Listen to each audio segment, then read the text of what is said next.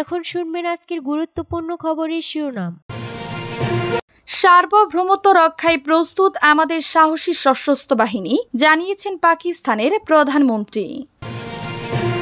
মার্কিন হামলায় ইয়েমেনের রাজধানীতে ৮ জন আহত।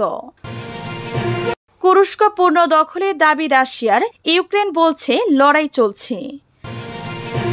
ফিলিস্তিনের ভাইস প্রেসিডেন্ট হলেন হুসাইন আল শেখ। নাইজেরিয়ার সোনার খনিতে হামলায় নিহত বেড়ে ২৬। পানামা ও সুইচ খালে বিনামূল্যে মার্কিন জাহাজ চলাচলের সুবিধা চাইলেন ট্রাম্প। সার্বভৌমত্ব রক্ষায় প্রস্তুত পাকিস্তানের প্রধানমন্ত্রী। কাশ্মীরে পর্যটকদের উপর হামলার ঘটনায় দিল্লি ইসলামাবাদের বিরুদ্ধে সংশ্লিষ্টতার অভিযোগ তোলার পর শনিবার পাকিস্তানের প্রধানমন্ত্রী শাহবাজ শরীফ বলেছেন, দেশের সশস্ত্র বাহিনী সার্বভৌমত্ব রক্ষায় প্রস্তুত। এএপির এক প্রতিবেদনে এ তথ্য জানানো হয়েছে। প্রতিবেদনে বলা হয়, অ্যাবোটাবাদ শহরে সেনাবাহিনীর একাডেমিতে এক সামরিক অনুষ্ঠানে ভাষণ দিতে গিয়ে শরীফ বলেন, দেশের সার্বভৌমত্ব এবং আঞ্চলিক অখণ্ডতা রক্ষায় আমাদের সাহসী সশস্ত্র বাহিনী সম্পূর্ণ সক্ষম এবং প্রস্তুত। তিনি আরো বলেন, ২০১৯ সালের ফেব্রুয়ারিতে ভারতের বেপরোয়া অনুপ্রবেশের জবাবে আমাদের পরিমিত কিন্তু দৃঢ় প্রতিক্রিয়া এবং স্পষ্ট প্রমাণ। মার্কিন হামলায় ইয়েমেনের রাজধানীতে ৮ জন আহত। ইরান সমর্থিত হাউসি শনিবার জানিয়েছে, ইয়েমেনের রাজধানী সানাসহ তাদের নিয়ন্ত্রণাধীন অঞ্চলে মার্কিন হামলায় কমপক্ষে ৮ জন আহত হয়েছেন। সানা থেকে বার্তা সংস্থা এএপি এ খবর জানায়। হাউসি পরিচালিত সাবা সংবাদ সংস্থা জানিয়েছে, সানার আল রাওয়াদার পশ্চিমে একটি আবাসিক জেলাকে লক্ষ্য করে মার্কিন শত্রুদের হামলায় ২ শিশুসহ মোট ৮ জন আহত হয়েছেন। শনিবারের শুরুতেই সানায় একজন এএপি সংবাদদাতা বিস্ফোরণের শব্দ শুনেছেন বলে জানিয়েছেন। যুদ্ধবিধ্বস্ত দেশের বিশাল এলাকা নিয়ন্ত্রণকারী হাউসিরা দেশের অন্যান্য এলাকাতে মার্কিন হামলার কথা বলেছেন, যার মধ্যে উত্তরে তাদের শক্ত ঘাঁটি সাদাও রয়েছে বলে তারা জানায়। তারা জানিয়েছে, পশ্চিম হুদাইদা অঞ্চলের রাস ইসার জ্বালানি বন্দর, যেখানে তারা বলেছে ১ সপ্তাহেরও বেশি সময় লাগে বিমান হামলায় ৮০ জন নিহত হয়েছিল, সেখানেও হামলা চালিয়েছে মার্কিন বাহিনী। ইসরায়েল ও যুক্তরাষ্ট্রের বিরুদ্ধে ইরান সমর্থিত হাউসিরা নিজেদেরকে ইসরায়েল হামাস যুদ্ধের সময় গাজা রক্ষক হিসেবে উপস্থাপন করে।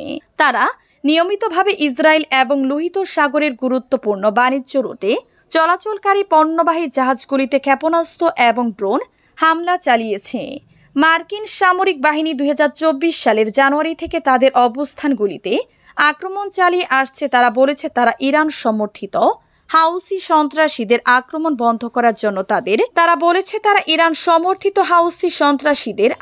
বন্ধ করার জন্য তাদের লক্ষ্যবস্তু করেছে। কুরস্ক পূর্ণ দখলের দাবি রাশিয়ার, ইউক্রেন বলছে লড়াই চলছে। রাশিয়ার সেনাবাহিনী দেশটির কুরস্ক অঞ্চল সম্পূর্ণভাবে পূর্ণ দখলে নেওয়ার দাবি করেছে। ইউক্রেনের সেনাবাহিনী ৮ মাস আগে সেখানে পাল্টা আক্রমণ চালিয়ে চমকে দিয়েছিল, তবে ইউক্রেনের কর্মকর্তারা তাৎক্ষণিকভাবে রাশিয়ার এ দাবি প্রত্যাখ্যান করেছেন। রুশ সেনাবাহিনী chief of staff Valery Gerasimov গতকাল শনিবার রাশিয়ার প্রেসিডেন্ট ভ্লাদিমির পুতিনের সঙ্গে এক ভিডিও কনফারেন্সে কুরস্ক পূর্ণ দখলের ঘোষণা দেন। তিনি জানান, রুশ সেনারা কুরস্কে ইউক্রেনের নিয়ন্ত্রণাধীন সর্বশেষ গ্রাম গর্নাল মুক্ত করেছেন। গেরাসিমভকে পুতিন বলেন, ইউক্রেন সরকারের দুঃসাহসী অভিযান সম্পূর্ণভাবে ব্যর্থ হয়েছে। ইউক্রেনের সেনাবাহিনী তাৎক্ষণিকভাবে এ দাবি অস্বীকার করে জানিয়েছে, তাদের সেনারা এখনও কুরস্কের কিছু অংশে অভিযান চালাচ্ছেন। সামাজিক যোগাযোগ মাধ্যমে টেলিগ্রামে দেয়া একটি পোস্টে ইউক্রেনের চিফ অফ স্টাফ বলেন, ইউক্রেন সেনাবাহিনীর পরাজয় নিয়ে শত্রুপক্ষের নেতাদের বক্তব্য অপপ্রচার ছাড়া আর কিছুই নয়। তবে তিনি স্বীকার করেছেন, কুরস্কে ইউক্রেনের জন্য পরিস্থিতি কঠিন হয়ে উঠেছে। সাম্প্রতিক মাসগুলিতে সেখানে রুশ বাহিনী ধীরে ধীরে অগ্রগতি করছে। ফিলিস্তিনের ভাইস প্রেসিডেন্ট হিসেবে নিযুক্ত হয়েছেন হুসাইন আল শেখ। শনিবার প্যালেস্টাইন লিবারেশন অর্গানাইজেশনের পিএলও নির্বাহী কমিটি প্রেসিডেন্ট মাহমুদ আব্বাসের প্রস্তাবে হুসাইন আল শেখকে তার ডেপুটি হিসেবে মনোনয়ন দেওয়ার সিদ্ধান্ত অনুমোদন করেছে। রোববার ২৭ এপ্রিল তুর্কি বার্তা সংস্থা আনাদোলু এজেন্সি এক প্রতিবেদনে এ তথ্য জানিয়েছে। ফিলিস্তিনের রাষ্ট্রীয় বার্তা সংস্থা ওয়াফা জানিয়েছে বৃহস্পতিবার রামাল্লাহে অনুষ্ঠিত ফিলিস্তিনি কেন্দ্রীয় কাউন্সিলের ৩২তম অধিবেশনে গৃহীত সিদ্ধান্তের সাথে সামগ্র রেখে প্রেসিডেন্ট মাহমুদ আব্বাস এ নিয়োগের প্রস্তাব করেছেন।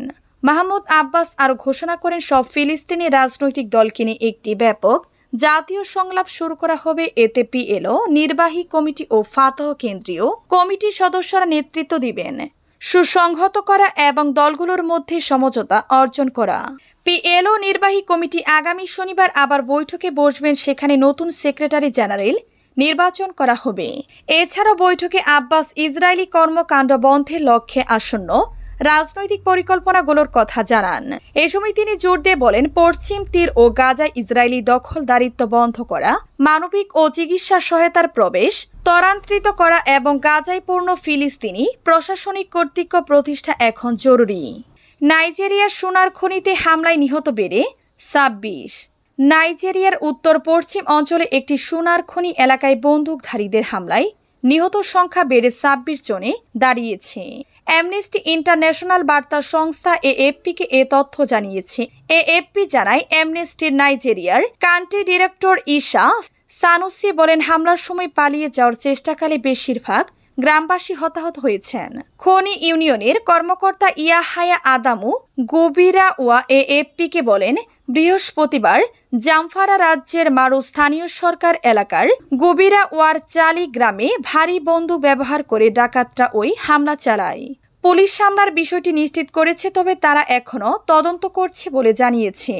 জামফারা হল উত্তর পশ্চিম এবং মধ্য নাইজেরিয়ার ডাকাতদের দ্বারা আতঙ্কিত বেশ কয়েকটি রাজ্যের মধ্যে একটি, যেখানে স্থানীয় লোকেরা অপরাধী দলকে ডাকাত বলে ডাকে। দেশের প্রত্যন্ত অঞ্চলে সরকারের উপস্থিতি, অবকাঠামো এবং নিরাপত্তা ব্যবস্থা খুবই দুর্বল হওয়ায় অপরাধী দলগুলো এসব অঞ্চলে অবস্থিত গ্রামে প্রায়ই হামলা চালায় এবং বাসিন্দাদের হত্যা ও অপহরণ করে থাকে। গুবিরাওয়া এই আক্রমণ বিনা উস্কানিতে ঘটিয়েছে বলে বর্ণনা করেছেন। তিনি আরও বলেন, মঙ্গলবার হামলাকারীরা প্রথমে ঘটনাস্থলে হামলা চালালে তাদের প্রতিহত করা হয়েছিল। পানামা ও সুয়েজ খালে বিনামূল্যে মার্কিন জাহাজ চলাচলের সুবিধা চাইলেন ট্রাম্প। যুক্তরাষ্ট্রের প্রেসিডেন্ট ডোনাল্ড ট্রাম্প শনিবার মার্কিন বাণিজ্যিক ও সামরিক জাহাজের জন্য পানামা ও সুয়েজ খাল দিয়ে বিনামূল্যে ট্রানজিট প্রদানের আহ্বান জানিয়েছেন। এ বিষয়ে অবিলম্বে অগ্রগতি আনতে তিনি তার পররাষ্ট্রমন্ত্রীকে দায়িত্ব দিয়েছেন। ফরাসি বার্তা সংস্থা এএফপির সূত্রে বাসস রোববার এ তথ্য জানিয়েছে। ট্রাম্প কয়েক মাস ধরেই পানামা খালের উপর যুক্তরাষ্ট্রের নিয়ন্ত্রণ নেয়ার দাবি জানিয়ে আসছিলেন, তবে শনিবার তার সামাজিক যোগাযোগ মাধ্যমে এক বার্তায় সুয়েজ খালের দিকেও মনোযোগ দেন। তিনি তার ট্রুথ সোশ্যাল প্ল্যাটফর্মে এক বার্তায় বলেন, মার্কিন সামরিক ও বাণিজ্যিক উভয় জাহাজকে পানামা